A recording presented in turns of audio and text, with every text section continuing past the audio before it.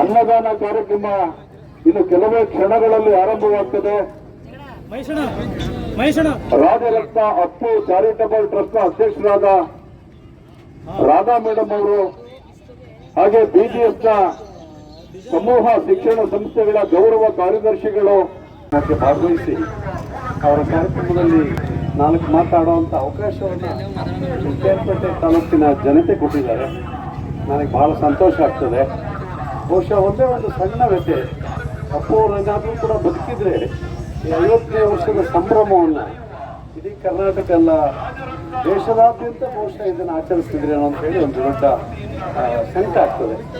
ಅಂಥ ವಿಶಿಷ್ಟವಾದಂತಹ ವಿನೂತನವಾದಂಥ ವ್ಯಕ್ತಿತ್ವವನ್ನು ಉಳ್ಳಂತಹ ಅಪ್ಪು ಅವರು ಒಬ್ಬರೇ ನಮ್ಗೆ ನಿಮಗೆ ಗೊತ್ತಿದೆ. ಗಾಂಧೀಜಿಯವರು ತೀರ್ಕೊಂಡಾಗ ಅವ್ರಿಗೆ ಬಂದಂಥ ಜನಸಂಖ್ಯೆ ಇತ್ತಲ್ಲ, ಅವತ್ತು ಹೋರಾಟಕ್ಕೆ ದೇಶಕ್ಕಾಗಿ ಹೋರಾಟ ಮಾಡಿದಂಥ ದೊಡ್ಡ ಮಹನೀಯ. ಅವರು ತೀರ್ವ ಸಂದರ್ಭದಲ್ಲಿ ದರ್ಶನಕ್ಕೆ ಬಂದಂಥ ಜನಗಳೇನಿದ್ರಲ್ಲ, ಅದೇನಾದರೂ ಮತ್ತೆ ಆಯಿತು ಈ ಭಾರತ ದೇಶದಲ್ಲಿ ಕೇಳಿದ್ರೆ ಅದು ಅಪ್ಪು ಅವರು ತೀರ್ಕೊಂಡಾಗ ಮಾತ್ರ ಸಾಧ್ಯ. ಅದೇ ರಾಜ್ಕುಮಾರ್ ತೀರ್ಕೊಂಡಾಗಲೂ ಕೂಡ ಅಷ್ಟು ಜನ ಬಂದಿರಲಿಲ್ಲ.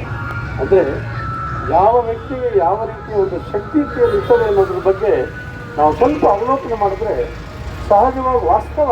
ಇವತ್ತಲ್ಲ ಅವತ್ತಿಂದನೂ ಅಭಿಮಾನ. ಅವ್ರು ಮಾಡೋ ಕೆಲಸದಲ್ಲಿ ನಾವು ಒಂದು ಸ್ವಲ್ಪ ಕೈ ಜೋಡಿಸಿ ಏನಾದರೂ ಒಂದು ಮಾಡಬೇಕು ಅಂದರೆ ಅವ್ರು ಮಾಡೋದ್ರಲ್ಲ, ಕಾಲು ಭಾಗದಲ್ಲಿ ನಾವು ಕಾಲು ಭಾಗನೂ ಮಾಡೋಕ್ಕಾಗಲ್ಲ. ಅಂಥದ್ರಲ್ಲಿ ನನಗೆ ಇಲ್ಲಿ ಕೇರ್ಪೇಟೆ ಬ್ರದರ್ಸ್ ಅಂತಲೇ ಹೇಳ್ಬೋದು. ಎಲ್ಲರೂ ಅನ್ನ ಪ್ರಸಾದವನ್ನು ಇಸ್ಕೊಂಡವರು ದಯಮಾಡಿ ಒಂದು ಬಾಟ್ಲು ನೀರನ್ನು ಪಡ್ಕೋಬೇಕು. ಪ್ರಸಾದ ಬಿಸಿ ಬಿಸಿಯಾಗಿದೆ, ದಯಮಾಡಿ ಹುಷಾರು.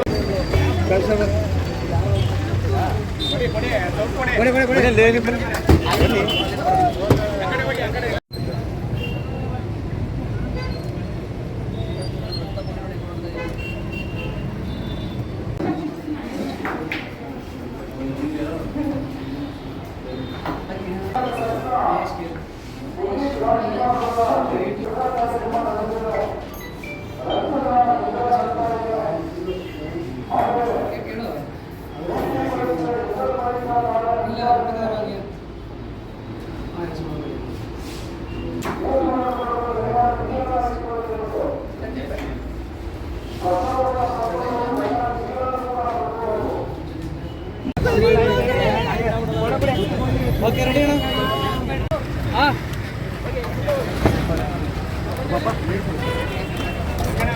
ಓಡಿ ಬಿಡ